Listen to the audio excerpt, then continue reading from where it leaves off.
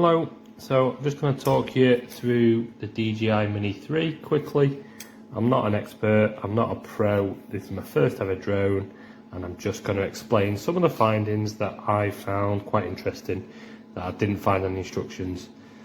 Type-C charge port, it comes with a Type-C cable or two Type-C cables.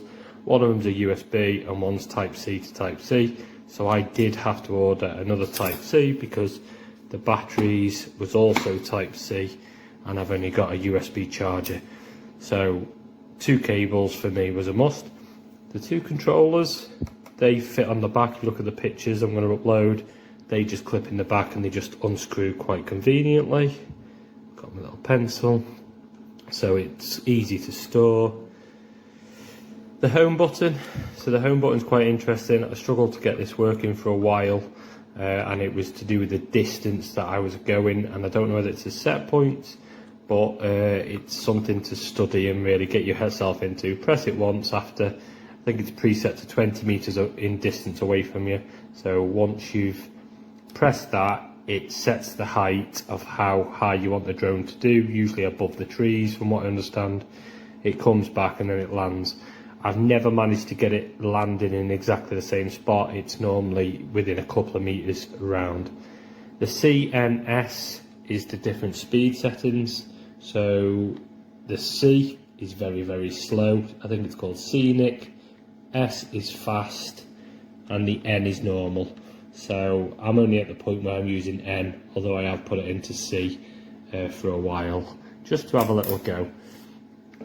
Obviously you've got the front controllers up, down, left, right, hover and so on. Left black is a video button, so this takes videos. You do need two micro USBs to do that, or one if you just want it onto the drone, and that inserts in the rear of the drone. On the top there, it can have up to, I believe it's 256, but I've just gone for 128. Now, this is the one I've used a lot. It's pictures, so again it's just type micro USB, goes into the pictures, and then you can take pictures and download them. I've not linked it to my phone yet. I just use a little what's it called, like a memory card reader that connects into my phone and just copies them across. You've got various zoom buttons and you've got various buttons on the back. These are adjustable, so you can actually program what you want these to do. So if you want this to be a takeoff, you go into settings and you can program it. This is a heat shield, so you just keep that cold. And that's pretty much it. So I'm going to turn it on now. So to turn the drone on, which is something I originally struggled with, you press it once, gives you your battery, and then you press and hold it again and it'll hold flash. Takes quite a while to load from experience. I've not turned the drone on now, so it'll just come up in like a standby mode initially.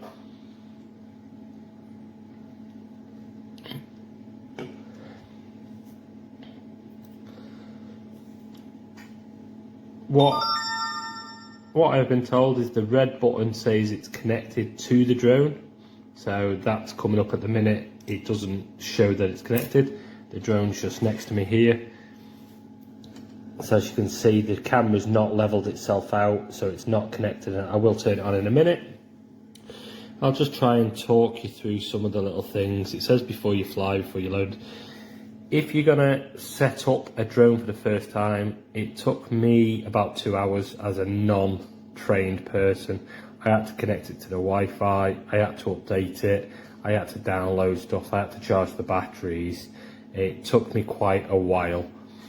Also, what I've noticed on the ad is it said it comes with different size batteries.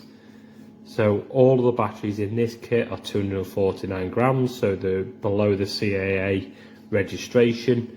So you can get batteries where they go up to above the 249 gram. I've not personally seen them.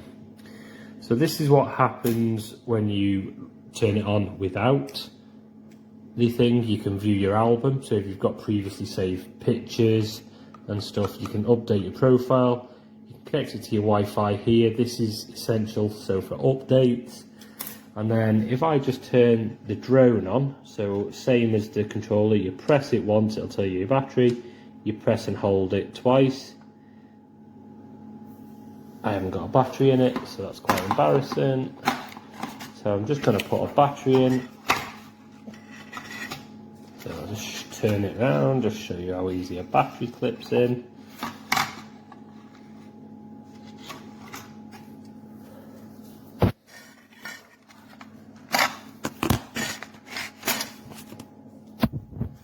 So you just clip the battery in, press it once, it tells you your battery, so we're on 3 bar, press and hold it. All the blades will like gyrate a little bit, and as it loads, I'll keep the camera, you'll see that the camera starts to dance a little bit, which is quite cool. I think that's setting the parameters, and then now at this point, you'll see the little light next to the power button's gone green, and you'll also see on the camera, you can now see my pencil, my hand, and I'm sat next to the camera. I'm not going to fly it because I'm inside. I've only just got used to flying outside. What is quite cool to show you is as you tilt the drone, you see the camera just stays perfectly. No matter how fast you go, the camera stays still. So if I zoom out a bit, you look at the remote, the camera's barely moving. So some of the other things that I'm just going to show you quickly here. So you can't really see it the way I'm doing it, but there's 3 dots around here. This gives you your menu. There's a red button there, that's satellites. It will tell you if it's safe to land. I think it's 13 or 14 satellites connected. That's essential for the home button, so to come back. This is your battery power here. This orange bar tells you how many satellites. It's saying do not fly. You can override that, but you lose your safety feature in terms of the come home. It tells you you're in night mode. It tells you which way you're facing in terms of north, south, east, west. Your height, your distance away from the controller, how much memory you've got in your cards and stuff. So as you can see, these are all your camera settings, which I'm not going to go into now. And essentially, to take off, I won't press it, but I'll show you what it does. You press the button there, and then you press and hold that button, and then as it says, it'll hover for 1.2 meters. If you're ever in trouble, let go of the controllers and it'll just freeze in that position with the ground, unless you've not got it connected to the GPS here. If it's not connected to GPS, it could waltz and hover. So that's it for the short video. I will do a takeoff video tomorrow, and that's it. Thank you for your time.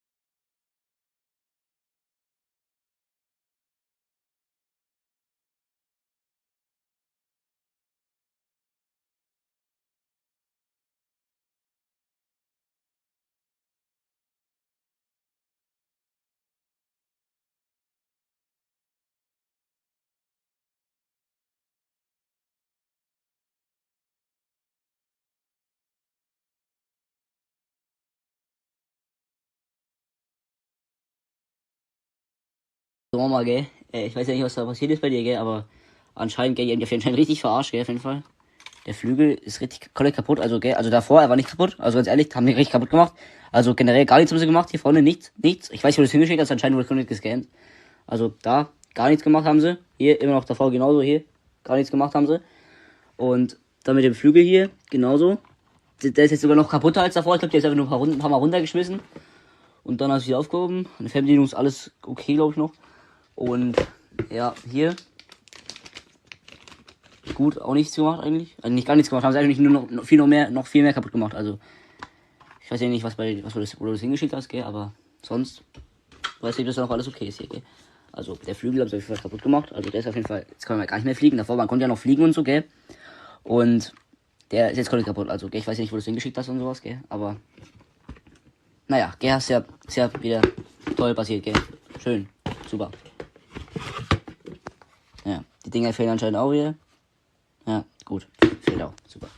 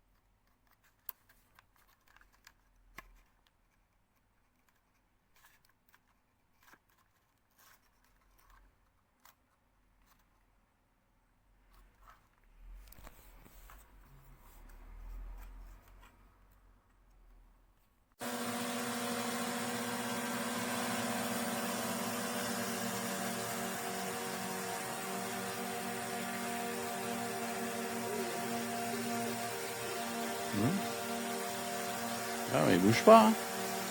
Tu vois, il est à 1m20 là de haut, il bouge pas.